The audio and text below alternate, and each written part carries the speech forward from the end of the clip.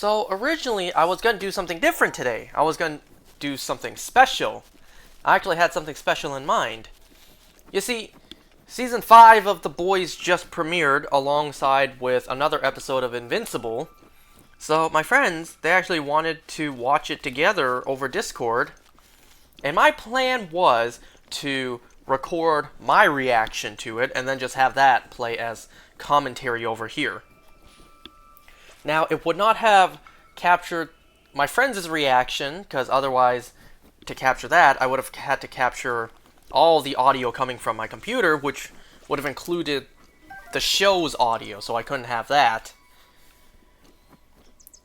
So I was only able to record my own audio, but then I actually did it. So I actually did it. I actually did record my reaction to both Invincible and The Boys, but I decided not to put that audio here. Mostly because there would be a lot of moments of silence. I would be talking to my friends, I would ask them a question, and then you wouldn't hear the reply, or they would say something which you would not hear, and then you would hear me reply. It's like, what the hell is going on? And because we're watching a show, I don't want to constantly tell you guys, like, alright, this just happened, that just happened, oh shit, that just happened. Because we're trying to watch a show, you know? I don't want my friends to go, yo man, shut up, we're trying to watch. So even after recording the audio with lots of blank spaces of silence, yeah, I decided ultimately not to use that audio because it wasn't really that good anyways, you know? And it's like, well, nothing really big nothing too big happened to where a substantial reaction was warranted. So instead, we're just gonna return back to the roots and go over the school material. Not only are we almost done the school material, we have one more slideshow after this, but after that, we only have a handful more of these Korok videos. Let me check real quick. 1, 2, 3. There's 3 more after this. After this, there are only 3 more Koroks videos. And then we're done. And then we can actually move forward with the game. It's been so long. You know? It's been so long, I don't even remember what the next thing for me to do in-game is. But, well, yeah, we'll figure it out. Oh, just a little side note before I start going over the school material. Remember at the very beginning of this, which feels like a lifetime ago, very beginning of this, I mentioned a Japan trip. Like, I talked about a Japan trip I went on, and then a Hong Kong trip like that to start this off. Well, first of all, like, in case the long, extended period wasn't obvious, well, yeah, the vlog I had in mind for that is cancelled. Not like anyone cares, but like, it's always been in the back of my mind. I always meant to edit together a vlog with all the footage I got, but then it didn't work out, and then too much time passed, and it's like, you know what, I think it's best just to move forward and just ignore the vlog. Maybe one day I'll get off my ass and actually finish it, but then again, it's like, how long is that gonna be, right? Because, let's say I edit together and put out a vlog of a trip that happened like 5 years ago. You know, how would that make any sense? But in a way, that's what the internet is for. Preserving memories, preserving events. If you like, you can look at the internet like that. Anyway, so I mentioned that that Japan trip because a friend of mine, as of this moment, is also taking a trip to Japan, and he is at the exact same spot I went to. Like, the exact same spot. I recognize landmarks. I don't know if he's gonna take my quote-unquote advice, but I've been telling him, like, things around the area, like food places he could try out. I went to, / he currently is at the, the Sky Tree in Tokyo? I don't remember exactly where it is. I think so. You know, they had a Pokemon Center there. They also had a Kirby Cafe, which I didn't know you needed to book a reservation months in advance to, you know, indulging, so I'll be sure to do that next time I go. I told him there's this, like, Hawaiian burger joint right at, like, the base of the Skytree.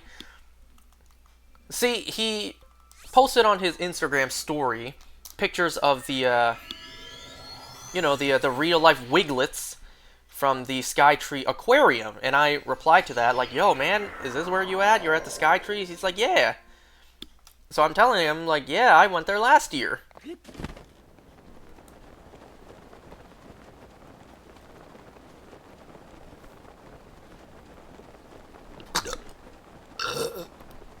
Excuse me. Oh, you want to know what's funny? I also found this Instagram account that is just finding places to take a dump in Toronto. It's literally just the toilet guy spelled with 2 Y's. And some of these locations I've been to before. I mean, that's not that big of a surprise, but like, wow, this guy is finding some really hidden in plain sight toilets.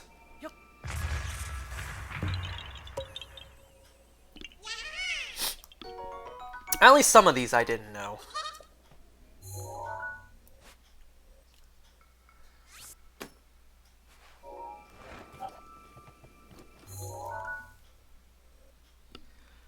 Alright, well, let's get going with the school material, which, by the way, speaking of school, so I am almost done. I am almost done this one single course that I took. But I'm not gonna lie, time is running out. The final exam is coming up soon.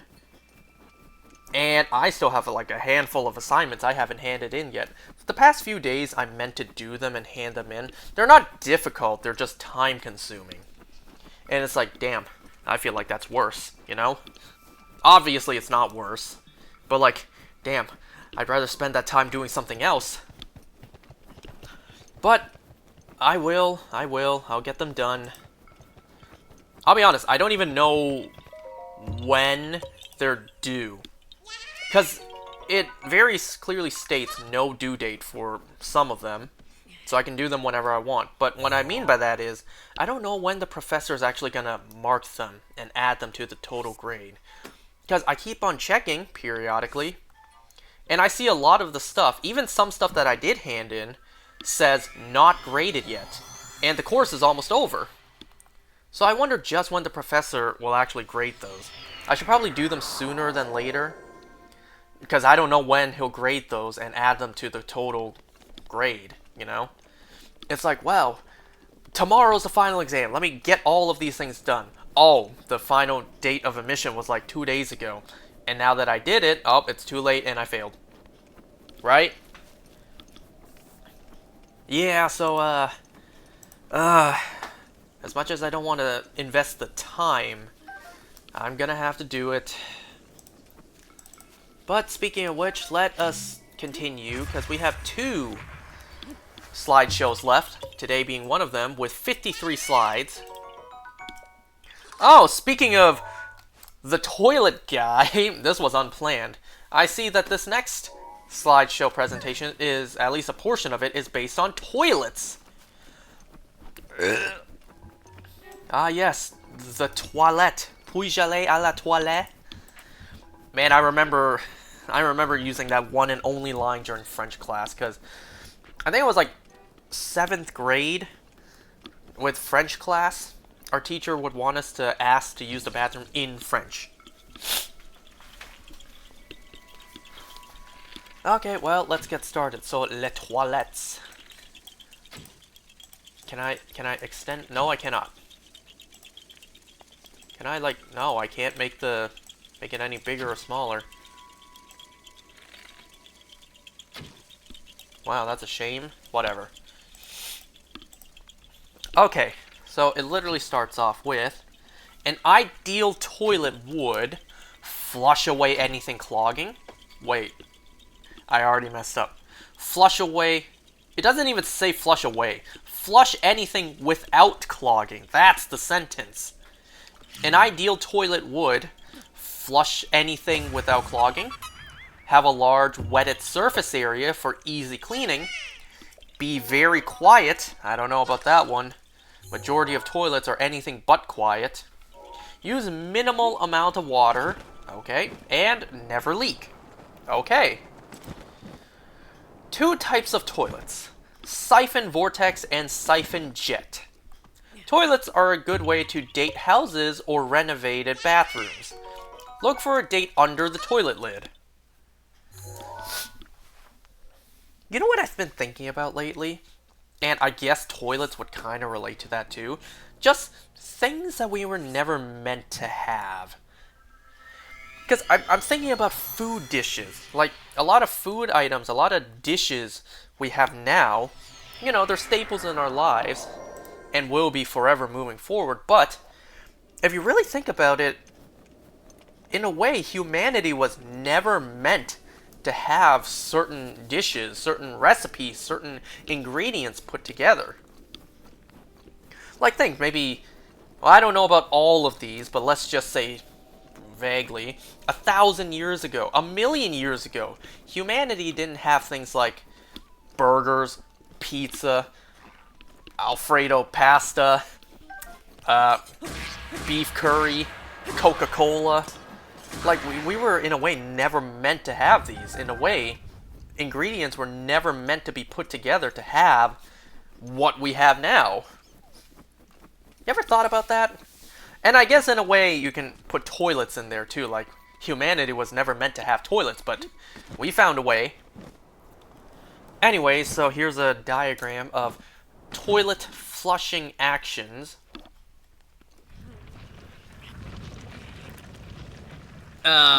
Cool. I'm not gonna read all that. You know, speaking of the toilet, there are things that I would do with the toilet, as in, like, flush things away, that I really question why people even find weird. Number 1.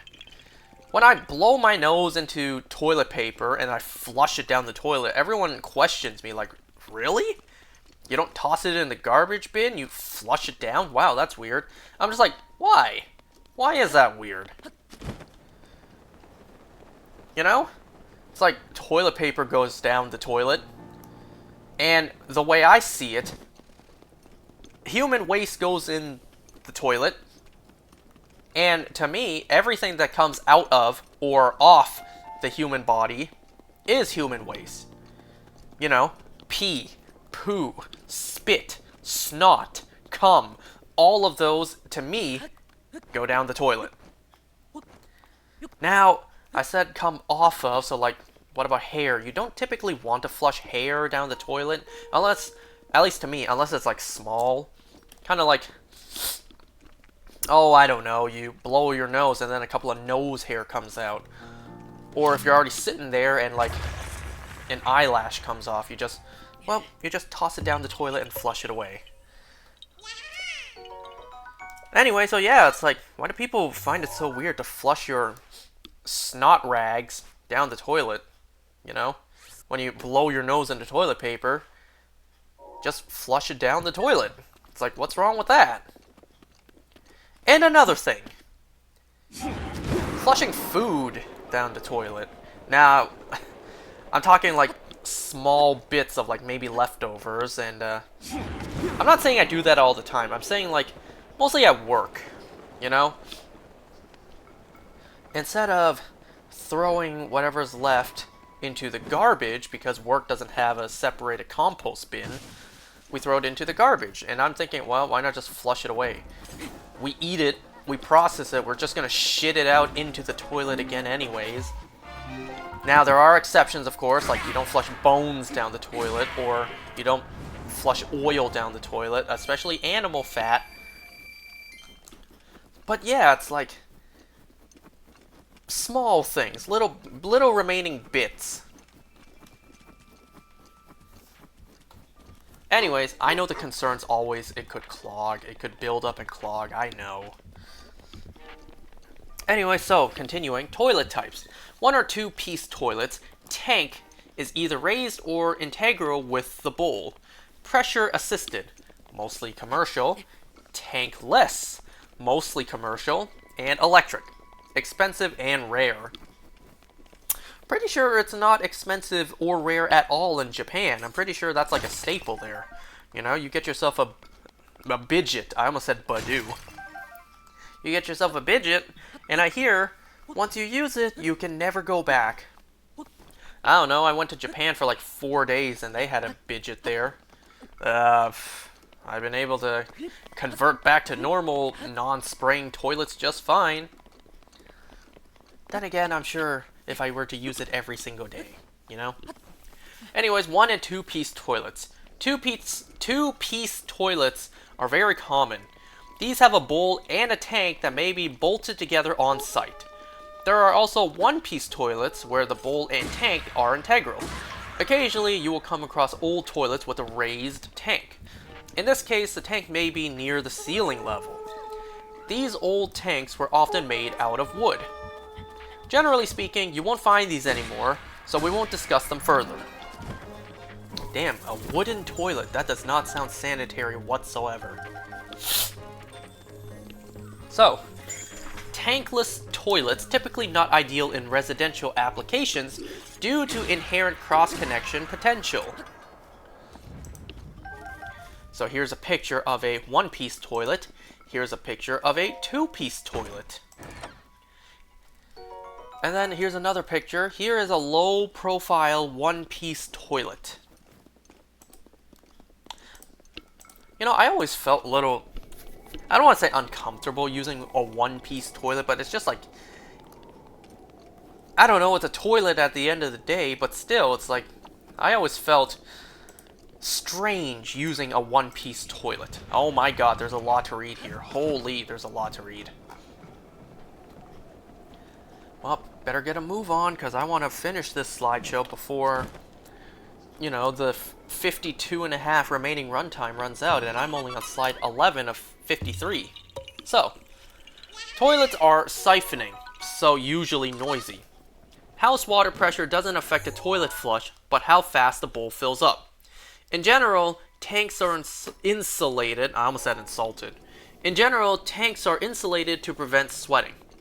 In some areas, there may be a mixing valve to add hot water to reduce condensation.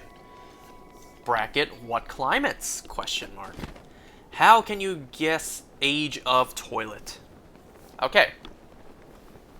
Those are all like the bullet points. Now let's actually read a lot of stuff. What about noise? Toilets are inherently noisy since they are a siphoning fixture. This means they draw some room air with them as they operate. The toilet itself is a trap, and is designed to siphon to some extent. Excuse me. Some of the 1-piece toilets are designed to be quieter. Many people feel that the price to be paid for less noise is a weaker flush. These quiet 1-piece toilets may be more inclined to clogging. This depends to a certain extent on lifestyle, of course.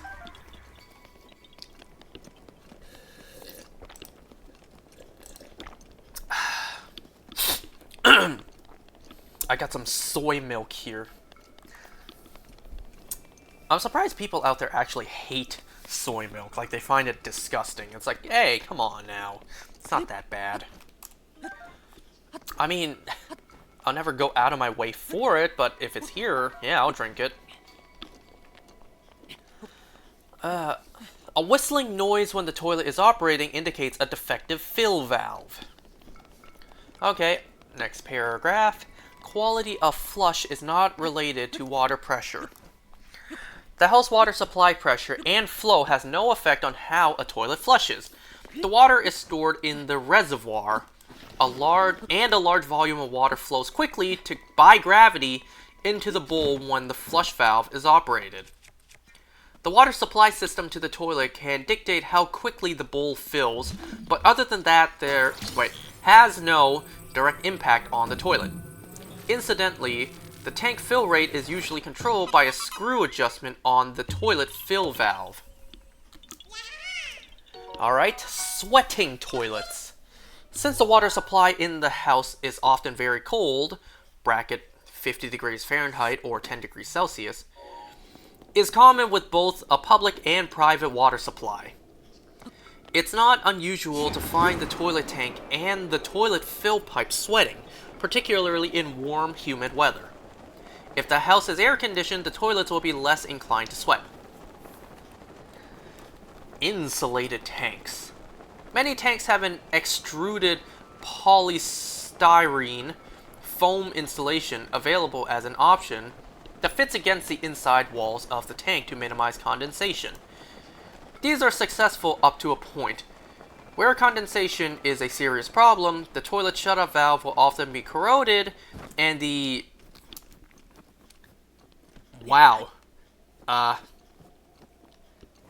escutcheon plate? Wow, never seen that word before. Escutcheon plate, where the fill pipe comes up through the floor or in through the wall, will often be rusted. Water damage can also be done to the flooring around the back of the toilet below the bowl and fill pipe. Oh, by the way, so I mentioned about the watching shows reaction post commentary. That's why I didn't post this yesterday. I was watching shows with my friends instead of recording this post commentary, this audio. So that's why this is posting later. Wait, this is posting a day later. Not like anyone cares, but I just wanted to mention that.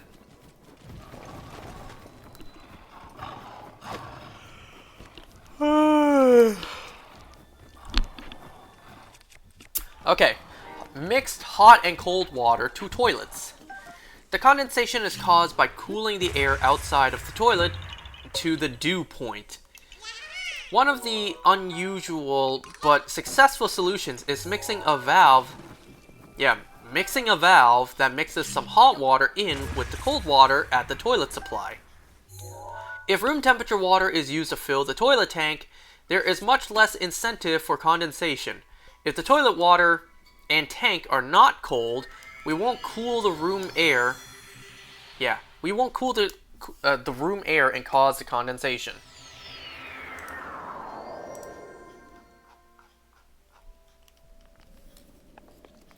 Running toilets usually sweat. Toilets that continuously run water through are prone to sweating. The constant supply of cold water into the tank continuously cools the house air, often below the dew point. Dew like Mountain Dew, D-E-W. We don't want toilets running in any case because of the wasted water.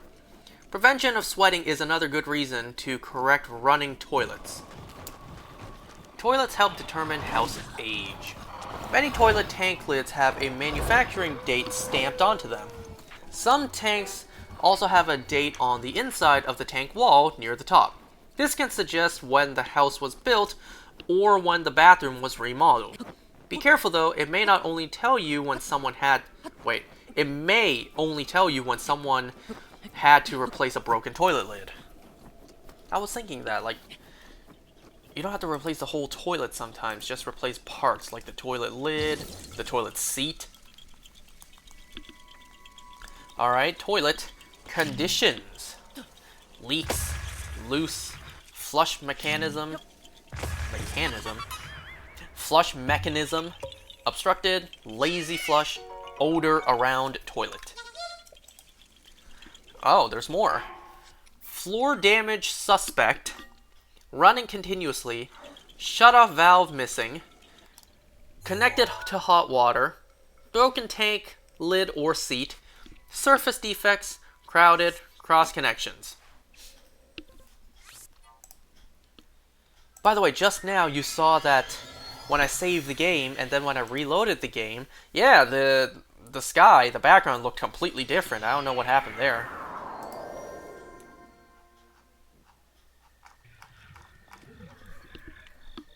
Alright, so let's go over all of those conditions we just listed out. Or at least I'm assuming we will. Alright, leaks. Leaks can occur at the bowl, the tank, supply plumbing, gasket, at toilet seat, tank/bowl connection, and bowl refill line. Loose. Sloped floor, corroded bolts, or not secured well. Can cause leaks in the long term, particularly around the wax ring and supply piping connections. How do you check? Alright, so, when checking for loose toilets, try gently pushing the bowl side to side with your feet. Then also check the tank separately. Leaks. As with most plumbing fixtures, leaks are the big problem. Toilet leaks may occur at a number of locations, including the bowl, the tank, supply piping, the wax ring or gasket which makes the seal where the toilet joins the waste pipe, the bowl/tank connection, the bowl refill line, bracket. This tube often comes disconnected and may spray water out between the tank and lid where the toilet is when the toilet is refilling. Causes. Leaks may be caused by cracks in the tank or bowl, poor connections, corrosion or splitting of the supply pipe, a defective wax ring or gasket at the toilet/floor intersection, a toilet not well secured to the floor, poor connection between the tank and bowl, a failed gasket at the tank/bowl connection, a dislodged bowl refill tube. Implications. Toilet leaks can cause water damage and waste water. Strategy. Before flushing the toilet, look for evidence of leakage around and below the toilet. Make sure you don't confuse sweating, bracket condensation, with leakage. Sweating tends to appear uniformly on the sides and bottom of the tank. It may run down the bowl and or supply piping, but initiates around the perimeter of the bowl. Initiates around the perimeter of the bowl in a uniform pattern. Check under the lid. Before flushing the toilet, lift the tank lid off carefully, bracket sometimes these are cracked or broken and are sitting precariously in place. Ensure that the bowl refill tube is in place. Ensure that the toilet is not running. Put the tank lid back on and flush the toilet. Watch for evidence of leakage around and below the toilet. Leaks in the supply line and tank will appear whether or not the toilet is flushed. Leaks around and below the bowl may only show up when the toilet is flushed. Rivali's Gale is now ready.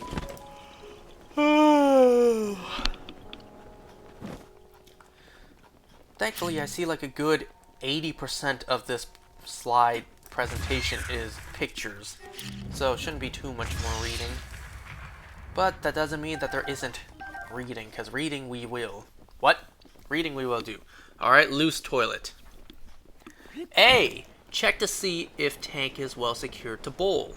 B. Check to see if toilet is well secured to the floor. And then there's a little bracketed note here. If toilet isn't well secured, the wax ring can become compressed and allow water and gases to escape from the toilet. What is that word? Toilet flange / toilet connection. Wow, never heard the word flange before. F-L-A-N-G-E. Toilet flange. Never heard that word, or unless it's flange. Anyway, so loose, poorly secured toilets are common. Causes. The causes of a loose toilet include: the toilet may not have been well secured initially, the toilet may have had the support bolts corroded and break, the floor system to which the toilet flange is secured may have been deteriorated, the toilet flange may be broken. Implications. The implications of a loose toilet are leaks, particularly at the wax ring and at the supply piping connection. Strategy. There are 4 paragraphs for strategy. Different home inspectors have different ways of checking whether the toilet is loose. We've been talking about a bowl that isn't well secured to the floor. Many modern toilets are secured to the toilet flange, which is in turn secured to the floor. This is often done with 2 or sometimes 4 bolts. We're also interested in knowing whether the tank is well secured to the bowl. Your inspection should be in 2 parts here. To check that the bowl is well secured to the floor, some inspectors straddle the bowl and with the insides... Wait, what? Some inspectors straddle the bowl and with the insides of their legs try to move the bowl side to side. They will also push on to the front of the bowl to see if the toilet move. They will also push on the front of the bowl to see if the toilet move front and back. You don't want to use superhuman strength here. You simply want to make sure that it is secure and that the toilet won't move when people sit on it.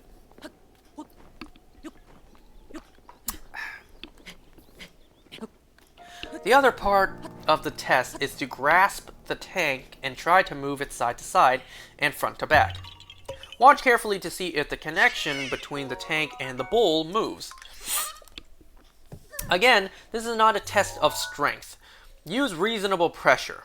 If the toilet is a one-piece system, you won't need to check how well the tank is secured to the bowl, since it is integral. If the toilet is loose, recommend re-securing and watch carefully for leaks below and damaged flooring, subflooring, structural members, and finishes below the toilet. I have no idea what that just meant. Oops.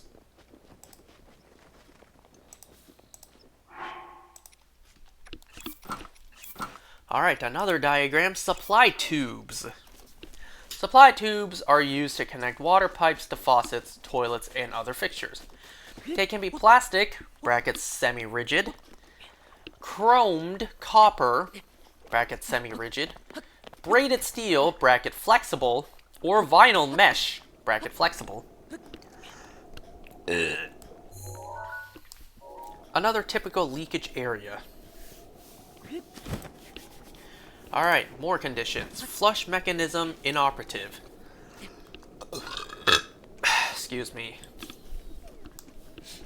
Flush mechanism inoperative. Normally a mechanical disconnection inside the tank.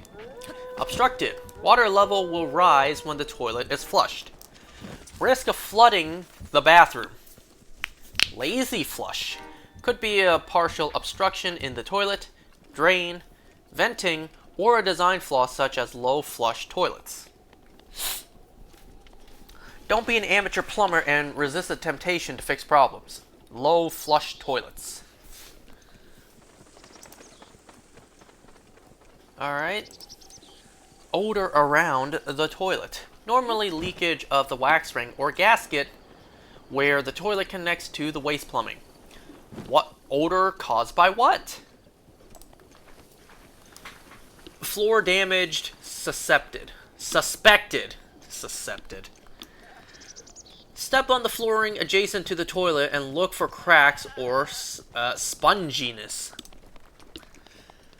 Running continuously. Wastes water, noisy, and condensation. What causes? Shut-off valve missing or inoperative. Need shut-off valves for emergency or repairs. Connected to the hot water system. Wasting hot water and possible scalding. Broken tank lid or seat.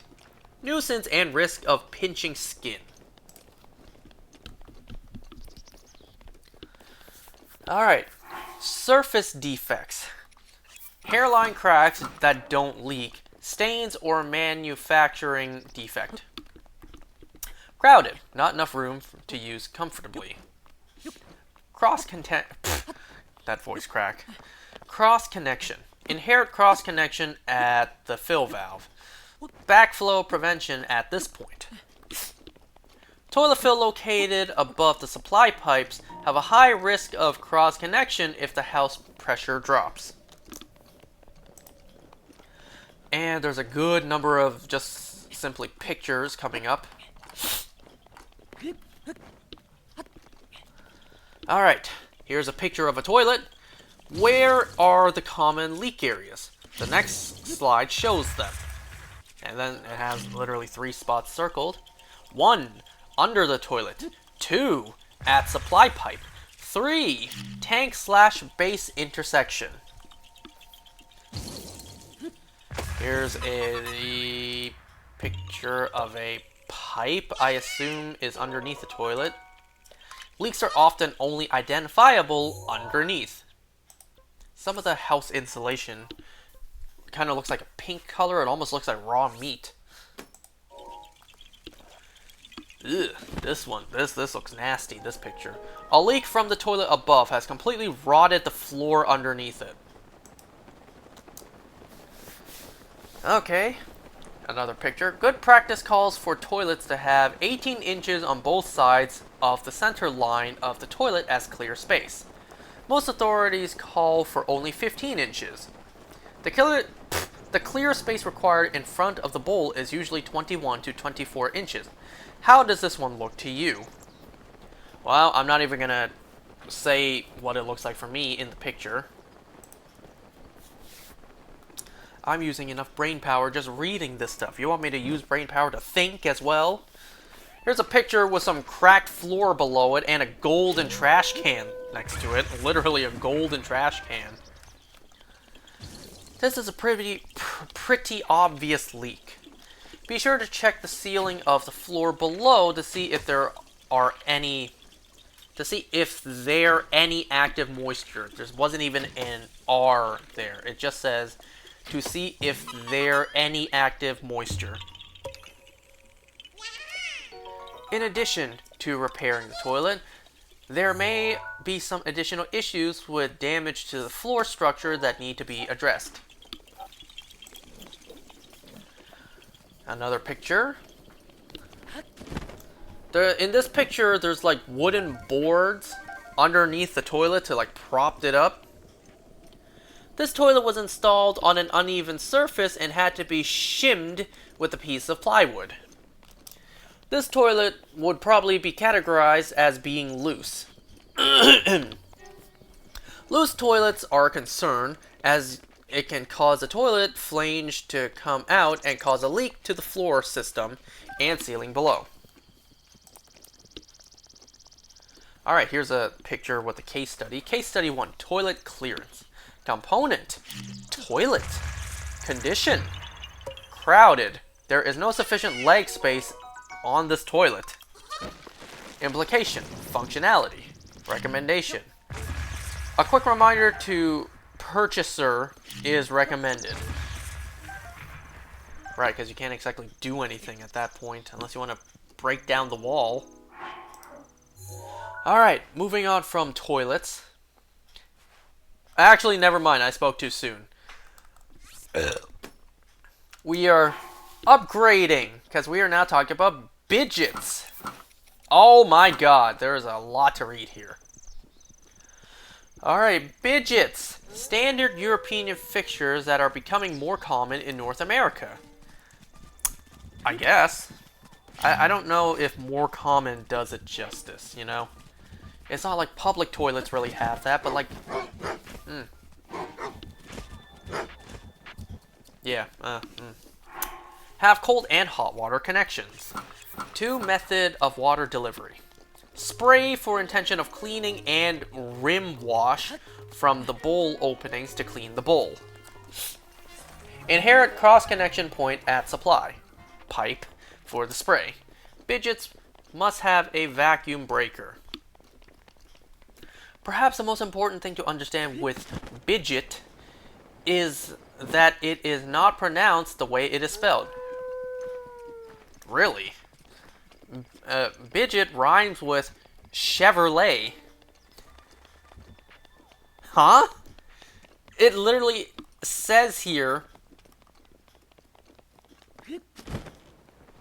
Whatever.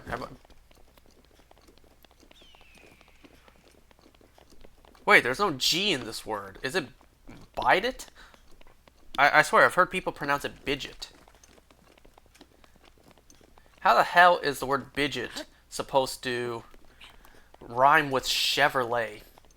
These fixtures are becoming more and more common in North America. They have a standard fixture in Europe. They have been a standard fixture in Europe for a long time. Bidgets are typically made of vitreous china, just like toilets. Bidget rhymes with Chevrolet. What? How am I even supposed to attempt to rhyme them? What, Biverlay? But there's no V in the word. Is it really Bidets? Whatever. Bidgets are used for personal cleaning of genital areas. They are connected to both the hot and cold water supply, and the temperature can be adjusted just like a basin or bathtub. Water is delivered in two very different ways. There is a spray which may be on the bottom or the sides of the bidget, which is intended to clean people. There is also a washing of the toilet bowl from openings around the rim. The spray cleans the people. The rim wash cleans the bowl of the bidget. I don't know, I feel like, in a way, bidgets would be most useful after you've just had, like, explosive diarrhea. If you just have a normal dump. I don't know if it's necessarily too necessary, but, like, you can... Oh. I almost knocked something over. Yeah, you could still use it, you know? Me personally, if I'm at home, I should preface. Me personally, every time I take a dump, I immediately hop in the shower and I use soap to wash. So, like, even with the bidget, yeah, I know there's no stragglers hanging on, but then again, it's like, yeah, but that's just water rinsing it. There wasn't any soap. Anyways, inherent cross-connection. Because the water supply inlet for the spray is often near the bottom of the bidget, there is an inherent cross-connection.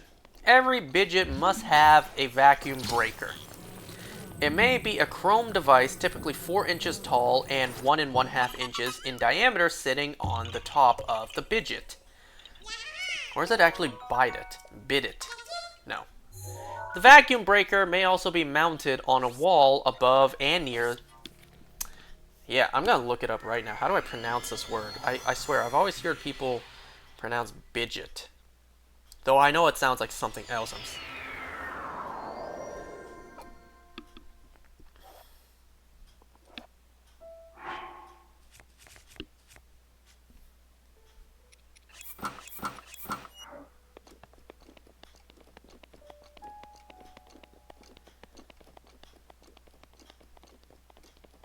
Oh, right, it's called a bidet. What am I talking about? Bidget.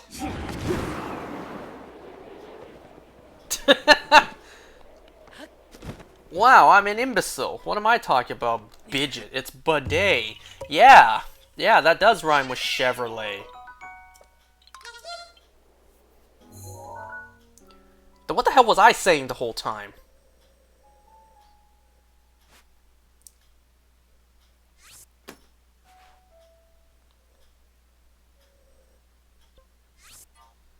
Damn, so my bad. I apologize if what I was saying sounded like something else. So, my mistake. I was talking about a bidet this whole time. Whoops.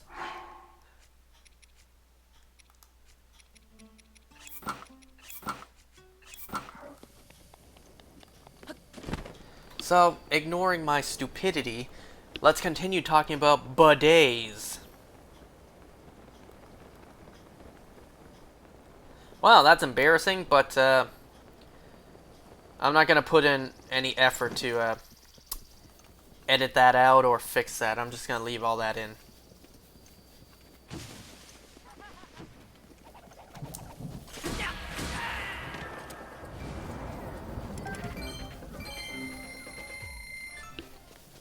Anyways.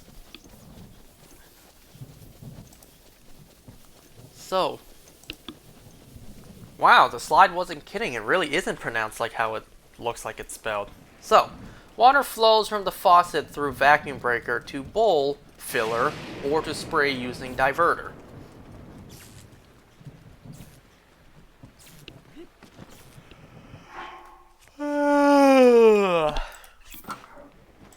So, bidet. Common problems with bidets, similar to toilets.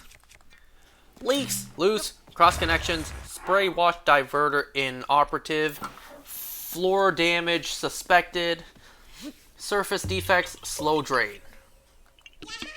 These conditions are similar to the other ones discussed. Here is a conventional bidet. There is a hot and cold water supply, a diverter in the middle, and an overflow on top.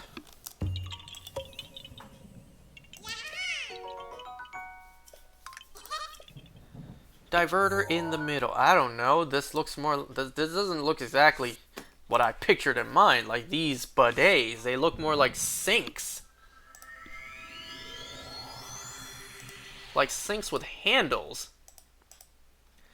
Anyways, pretty nasty crack on the side of this bidet, most likely due to over-tightening. The vacuum breaker on this bidet to prevent cross-connection. Alright, now, wow, that was it. Now we talk about bathtubs. Bathtubs are heavy, particularly when filled with water. Some bathtubs are designed to sit with their bottoms on the floor, set in mortar or plaster. Steel tubs are supported by the skirt or apron on the front side of the tub. The ends and backs are typically enclosed in a wall. A tile lip, bracket roughly 1 foot, vertical extension, or is that an inch? The two little symbols on tubs can be used to secure the tub to wall framing. Freestanding tubs don't have a tile lip. They are built into enclosures tight against the walls.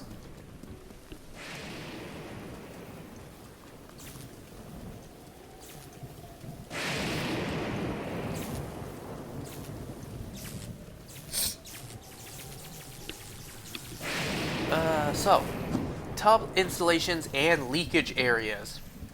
In this section, we're just going to talk about the conventional bathtubs. We'll talk about shower stalls and whirlpool baths in other sections. We're also going to talk about enclosures for bathtubs and shower stalls in this plumbing module, even though they arguably are part of the interior finishes in the house. Because they are so closely connected with the plumbing fixtures and the big problems with them are leakage, we will address them in this module. But first, let's look at bathtubs.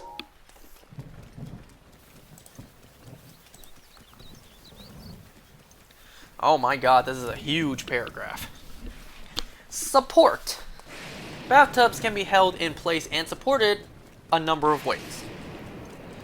We should start by understanding that bathtubs are typically heavy, especially when filled with water and people.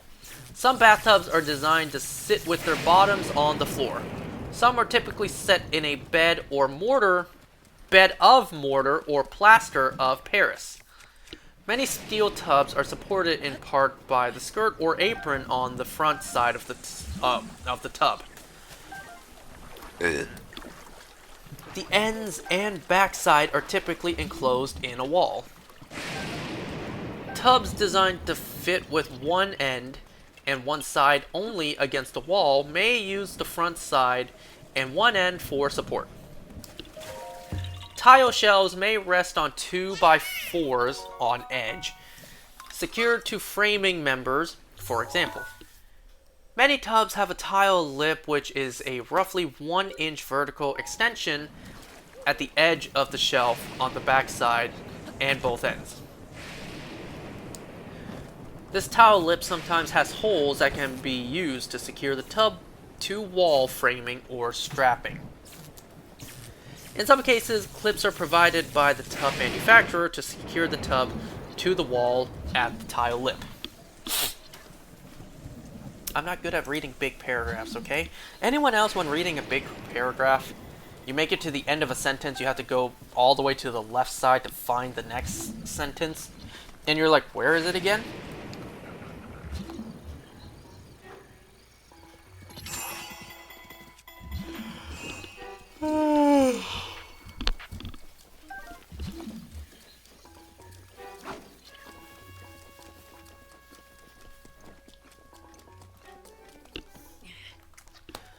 Okay. None of this matters much to us since we won't get to see it. The only thing that matters is that the tub is well secured. Another slide with a lot of things to read. Alright, tubs without the tile lips are more prone to leakage. More on tile lips.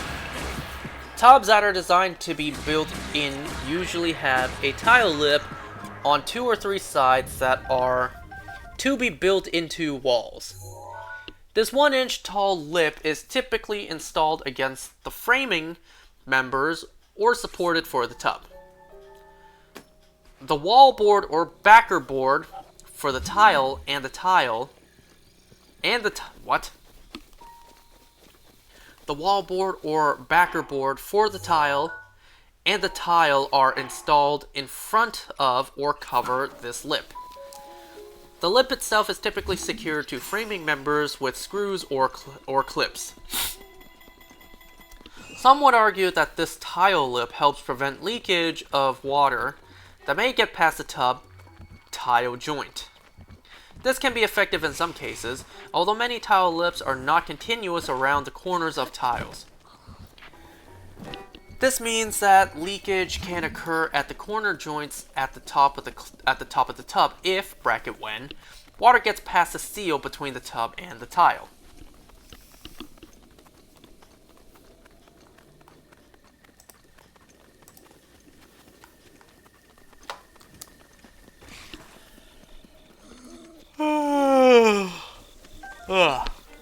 Freestanding tubs don't have tile lips.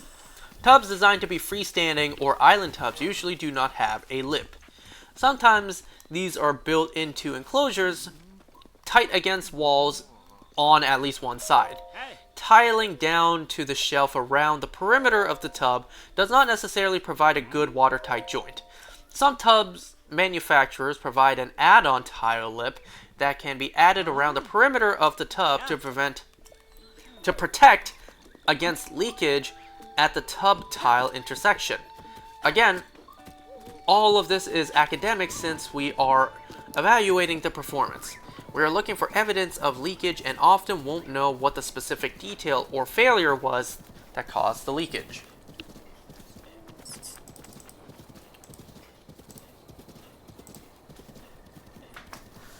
Alright, here is a new tub installation. You can see the diagonal bracing at the floor of the tub. The plumbing is at the head of the tub. Literally just seeing the foundations of the house and a tub in the middle of like wooden pillars. And then the next one just has circled the diagonal bracing. This tub is supported on its front skirt, which is braced on the sides of the framing. You can see, I hate those pop-ups. You can see the gray tile lips securing the rear side of the framing. The tile lip is designed to direct water back into the tub. Notice the corner is open to allow movement. This can be more vulnerable to leakage. If the tub is not installed level, there will certainly be moisture at this area.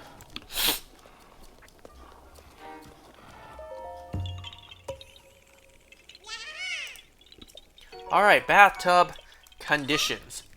Leaks, rust, surface defects, cross connections, not level, overflow leaking, loose or unstable, slow drain. And once again, let's go over them. Leaks. Most common on bath tile intersection area. What? Not area. Most common on tub tile intersection around the perimeter, drain connection, and the overflow. Caused by poor insulation or poor caulking maintenance. Yeah, that says caulking. C-A-U-L-K-I-N-G. Caulking maintenance. Look for evidence of gaps or deteriorated caulking between the tub and tiles. Look for straining in rooms below and next to the bathroom. Surface defects. Chips, rust, cracks, and scratches. If severe rusting, recommend replacement in future. Can often tell tub has been resurfaced. Supply plumbing leaks cause water damage and are usually noticed immediately. Drain leaks may be intermittent and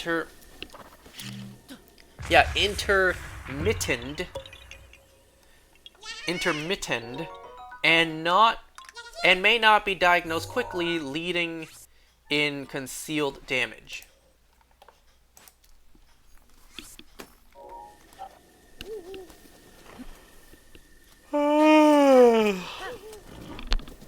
Damage to floor from leakage over the edge of the tub. There's a picture here with a toilet in a bathtub, and then all of what I'm assuming is the white floor tiles are all brown. Nasty.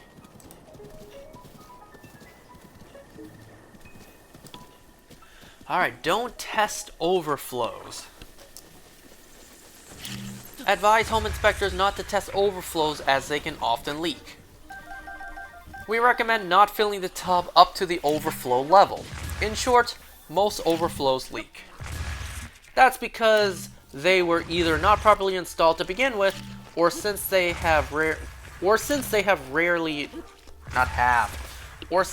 are rarely used, gaskets dry out and connections loosen without causing any problems under normal circumstances. You should let your client know that the overflows in bathtubs frequently leak, but we don't feel the need to prove our point. If there is visual access to the overflow piping in its entirety, you may want to go further and test this. Be prepared to mop up. Alright, not level. Perimeter apron is sloped to drain water back into the tub. Look for water accumulation around the corners where there is poor slope. Look for damage at tub floor and tub wall intersections. Overflow leaking. Look for access panels behind the tub bracket if existing, where overflow may be visible. You know what that sentence just reminded me of? The look for access panel behind the tub.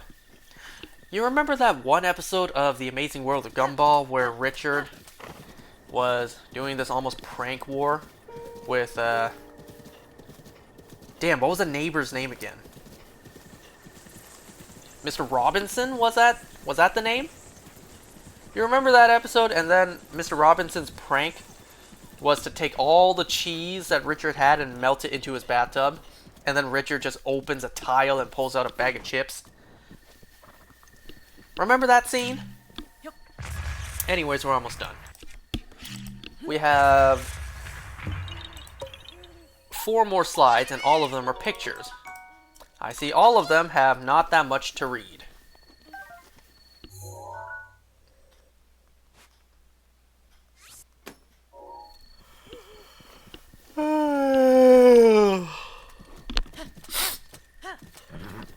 And this whole time I've been charging my phone. It was at 1% when I started, and now it's at 85.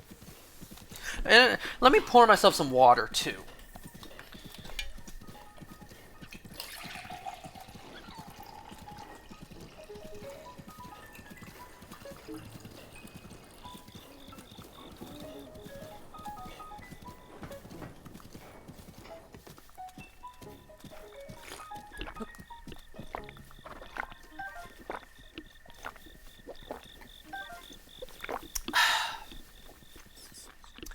Okay. This is a freestanding tub. It is not attached to any sidewalls.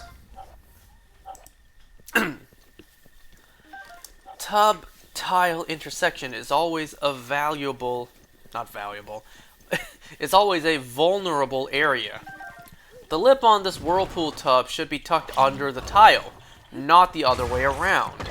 Likely, this was added in after the tile was completed, possibly as a retrofit.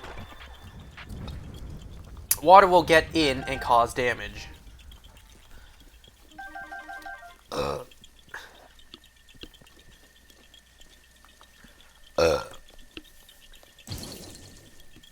Alright, next picture. New copper, hot and cold lines into a new brass body. The top is the riser to the shower, and the bottom is the drop to the tub sprout. I don't even know what I'm looking at. Even given the description, I don't even know what I'm looking at. Notice the anti-water hammer extensions. The ABS pipe behind the tub is the drain for a basin, and the ABS pipe on top is the vent for both. The tub and the basin. All right, there we go, and that is it. That is the second last school material I have to read.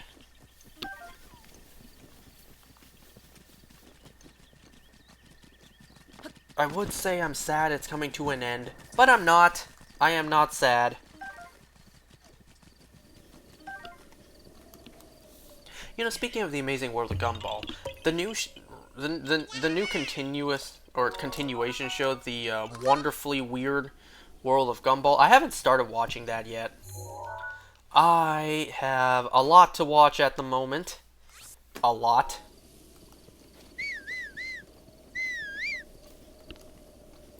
Oh, speaking of watching, I couldn't help but notice some stuff with YouTube. Maybe this is a change. So it has to do with the ads on YouTube. So, I know everyone hates ads. We all hate them. And they're getting worse, no? So sometimes I would have multiple videos I want to watch, so I have them open in different tabs, just, you know, waiting. So, one video, two unskippable 15-second long ads. Okay, let me mute this, go to the other tab, watch a couple seconds of it, and then go back, or at least go back and pause when the ads stop playing. But something I've noticed is, if you mute the ads and then switch tabs, they don't continue playing.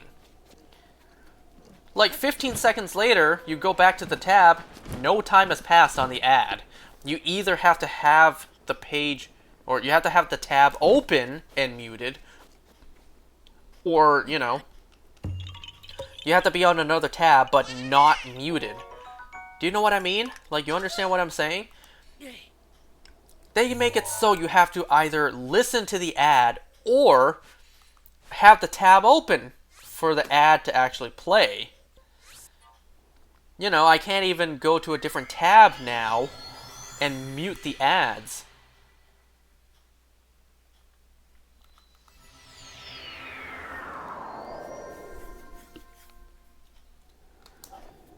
And something else I've noticed with YouTube,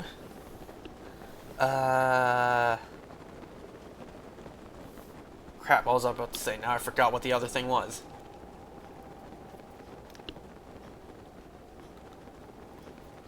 Oh, yes, that's right. Speaking of ads, anyone else notice or kind of feel like they're kind of punishing you for not watching?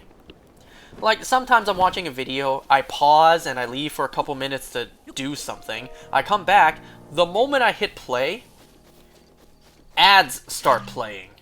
The moment I hit play, like say 2 15-second long ads play, it's like I'm being punished for not watching.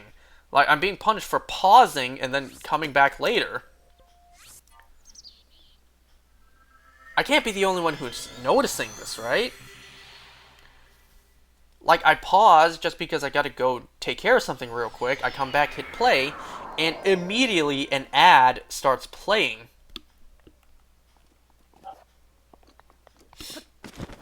And no, I do not have ad block, and no, I am not paying for YouTube Premium. Thank you very much.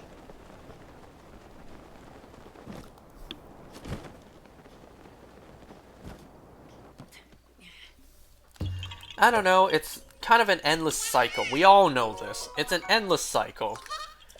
YouTube is not cheap or free to manage on their end, but it's free for us to use. So because of this, they need a way to make money and keep the platform running.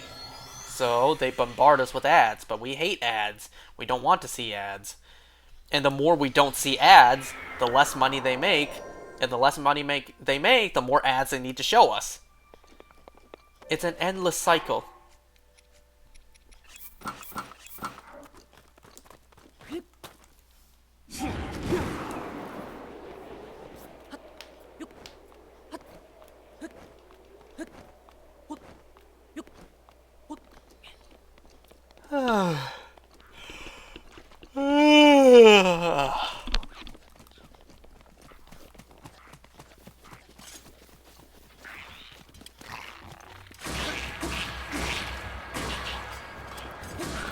Alright, well, I got nothing else to talk about, so next time, if nothing else comes up for me to talk about, we will probably go over the final school material slideshow I have.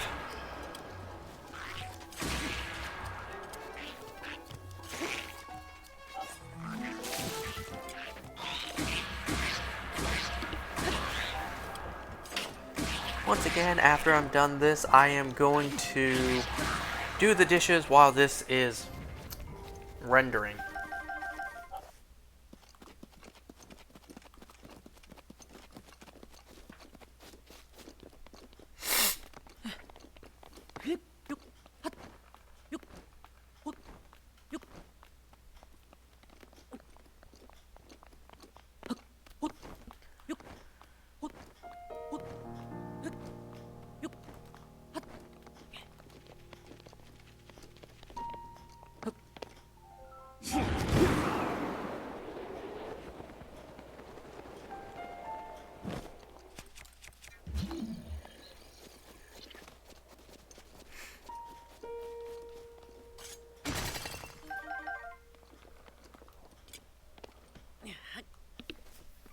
Well, I really have nothing else to talk about.